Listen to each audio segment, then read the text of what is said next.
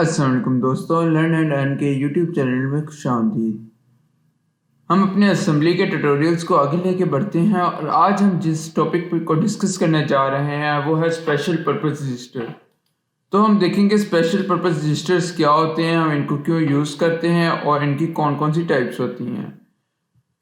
तो हमने देखा था जो स्पेशल पर्पस रजिस्टर्स होते हैं इनकी हमारे पास 5 टाइप्स होती हैं, जिसमें पहले टाइप होती है प्रोग्राम काउंटर या PC register, instruction register IR, memory address register MAR और memory buffer register MBR and the last one is stack pointer register. हमने अपनी पिछली वीडियो में जब हमने देखा था रजिस्टर्स क्या होते हैं और उसकी टाइप्स क्या होती हैं, तो हमने डिस्कस किया था कि रजिस्टर्स की कौन कौन सी टाइप्स हैं। हमने उनकी टाइप्स के नाम तो याद कर लिए थे, पढ़ लिए थे, लेकिन अब हम देखेंगे कि उन हर टाइप का पर्पस क्या है और हम उन्हें क्यों यूज़ करते हैं। तो सबसे पहले हम आ जाते हैं प्रोग्राम काउंटर रजिस्टर पे, या जिसको हम उर्फ़ आम में पीसीबी कहते हैं। तो जो हमारा प्रोग्राम काउंटर रजिस्टर होता है, बेसिकली ये एक ऐसा रजिस्टर होता है जो कि हमारे उस इंस्ट्रक्शंस की मेमोरी को होल्ड करता है, जो कि उस इंस्ट्रक्शंस की मेमोरी को एड्रेस को होल्ड कर रहा होता है जो अभी हमने एग्जीक्यूट करनी है।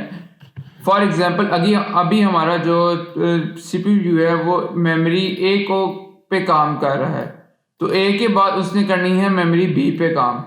तो जो हमारा प्रोग्राम काउंटर रजिस्टर होगा वो प्रोग्राम ये ब्लॉक बी की मेमोरी एड्रेस को होल्ड करके बैठा होगा, ताकि जैसे ही हमारा एक कंप्लीट हो साथ ही ये बी को ले जाए। तो ये बेसिकली हमारी जो मेमोरी एड्रेस होल्ड करता है उस इंफॉर्मेशन की जो अभी एग्जीक्यूट होनी है। तो इसमें क्या होता है, इसमें सीपीयू जो होता है वो हमारा एड्रेस रीड करता है, और अगर हम देखें तो CPU reads the address where the instruction to be executed next is stored.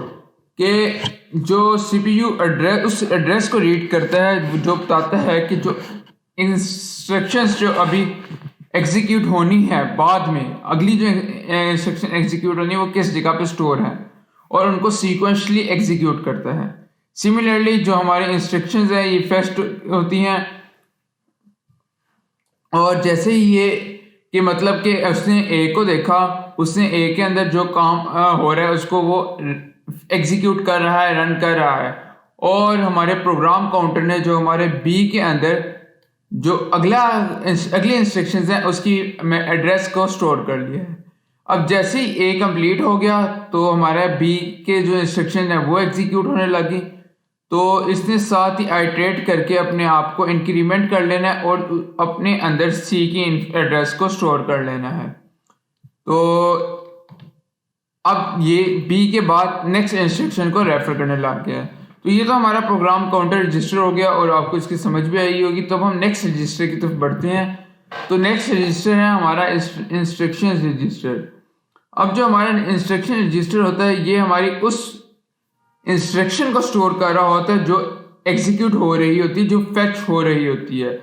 कि जो प्रोग्राम है ये आने वाली इंस्ट्रक्शंस के एड्रेस को स्टोर कर रहा होता है, और जो इंस्ट्रक्शन रजिस्टर है ये इस वक्त जो प्रोसेस हो रही है इंस्ट्रक्शन उसको स्टोर कर रहा होता है।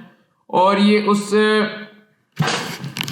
जो भी हमारी इंस्ट्रक्शन होती है ये इस रजिस्टर के अंदर डिकोड भी हो रही होती है, कि जो हमने उसको कहा होता है, यानी कि अगर कोई हमारी इंस्ट्रक्शन है वो हाई लेवल लैंग्वेज में है या असेंबलर में, तो वो डिकोड होकर मशीन लेवल लैंग्वेज में भी कन्वर्ट हो रही होती है। उसके साथ साथ जो हमारे इंस्ट्रक्शन रजिस्टर्स होते हैं और स्पेशल पर्पस रजिस्टर्स होते हैं, इसको आपका प्रोग्रामर एक्सेस नहीं कर सकता, मतलब कि आपका प्रोग्रामर इसके अंदर कोई चीज़ चेंज नहीं कर सकता। ये आपके इंस्ट्रक्शंस पे डिपेंड होते हैं, आपके स्पेशल पर्पस रजिस्टर्स।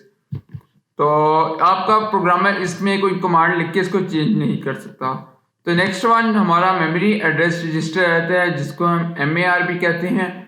तो ये क्या काम करता है, ये उस मेमोरी एड्रेस को देखिए। अब यहाँ पे हमारे पास डिफरेंस क्या आ गया, जो हमारा था पीसी था जो वो हमारा उस एड्रेस को स्टोर कर रहा था, मेमोरी एड्रेस को, जो कि अभी एग्जीक्यूट होनी थी, जो अभी एग्जीक्यूट नहीं हुई थी।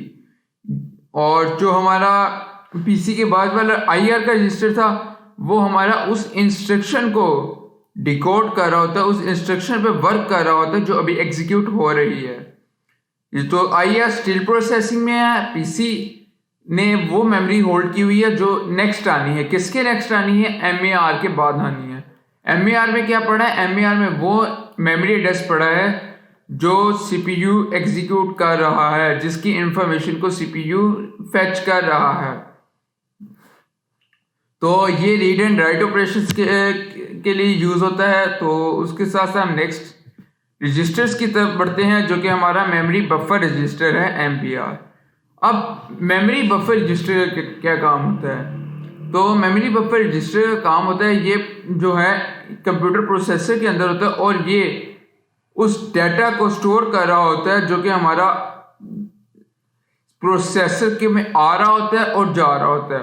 कि जो डाटा हमारे प्रोसेसर में ट्रांसफ़र हो रहा होता है और प्रोसेसर से ट्रांसफ़र हो रहा होता है, उसको इमीडिएट जो एक्सेस देता है, वो जो फ़ौरन स्टोर करने वाली जो काम होता है, वो ये वाला रजिस्टर कर रहा होता है एज अ बफर रजिस्टर जो है। तो अब जो हमारा लास्ट वन रजिस्टर है, जिसको हम कहते हैं स्टैक पॉइंटर रजिस्टर, इसका क्या काम है? जो स्टैक हमारा रजिस्टर है, ये जो है ये हमारी एक स्टैक, बेसिकली स्टैक क्या होता है? अब अगर आप मेरे डीएसए वाली जो प्लेलिस्ट है उसको देखें डेटा स्ट्रक्चर की, तो आपको स्टैक की बड़ी अच्छे से समझ आएगी। तो स्टैक जो होता है ये हमारी is a set of memory location होती है, जिसके अंदर हम अपने डाटा को स्टोर करते हैं इन ऑर्डर के। एक ऑर्डर में हम स्टोर कर रहे होते हैं, या तो हमारा डाटा इस ऑर्डर में होगा, फर्स्ट इन लास्ट आउट या लास्ट इन फर्स्ट आउट, कि जो चीज़ हम पहले डाल रहे हैं वो सबसे एंड पे निकलेगी, उसको एक्सेस करेंगे, और जो चीज़ सबसे एंड पे डाल रहे हैं वो सबसे पहले हम उसको एक्सेस करेंगे। तो अगर आप स्टैक को इन डिटेल देखना चाहते हैं तो आप इसको एक्सेस कर सकते हैं मेरी डेटा स्ट्रक्चर की प्लेलिस्ट से। तो स्टैक हमने देख लिया स्टैक क्या होता है। अब स्टैक पॉइंटर रजिस्टर क्या होता है? स्टैक पॉइंटर रजिस्टर जो होता है ये हमारे स्टैक को, हमारी मेमोरी के अंदर स्टैक को मैनेज करने के लिए यूज होता है। तो दोस्तों ये हमारे कुछ स्पेशल पर्पस रजिस्टर्स थे। हमने जनरल पर्पस रजिस्टर देखे और हमने अब स्पेशल पर्पस रजिस्टर्स भी देख लिए। तो उम्मीद करता हूँ आपको स्पेशल पर्पस रजिस्टर्स की समझ आई होगी। आज के लिए इतना ही, मिलते हैं अगली वीडियो में, तब तक के लिए खुदा हाफिज।